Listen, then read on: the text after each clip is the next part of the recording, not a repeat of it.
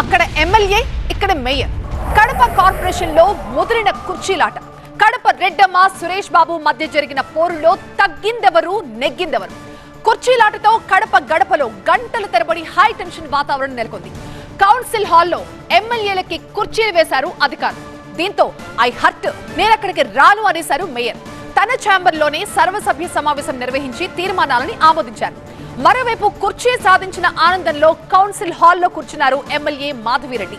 Council hall కి mayor రాలేదు కాబట్టి సర్వసభ్య సమావేశం జరగలేదు అన్నారు రెడ్డప్ప గారి మాధవిరెడ్డి.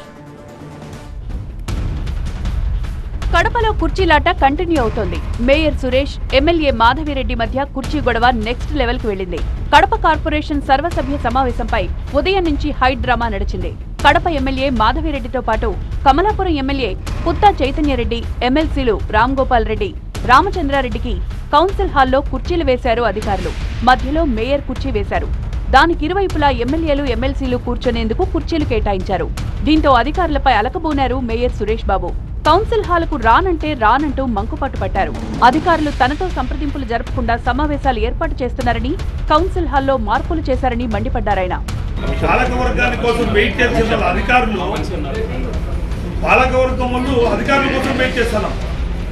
ఎట్లాంటి దౌర్భాగ్య పరిస్థితుల్లో ఉన్నామో మీరు చూడండి. కడప కార్పొరేషన్ కోర్టు కూడా కాన్ఫరెన్స్ ఆఫీస్ చెప్పండి, దాన్ని కూడా బిగ్ వేసినారు. లాస్ట్ కమిషన్ ఏం చెప్తాడో వచ్చి అందరికీ లాస్ట్ మీటింగ్ కండక్ట్ చేసి మీ అందరి సమక్షంలోనే మా మెజార్టీ తీర్మానం చేసి తన ఛాంబర్లోనే వైసీపీ కార్పొరేటర్లతో సర్వసభ్య సమావేశం నిర్వహించారు మేయర్ సురేష్ బాబు. మేయర్ తీర్మానాలను ప్రవేశపెట్టి ఆమోదించారు. మరోవైపు కుర్చీని సాధించిన ఆనందంలో కౌన్సిల్ హాల్లో కూర్చున్నారు ఎమ్మెల్యే మాధవిరెడ్డి.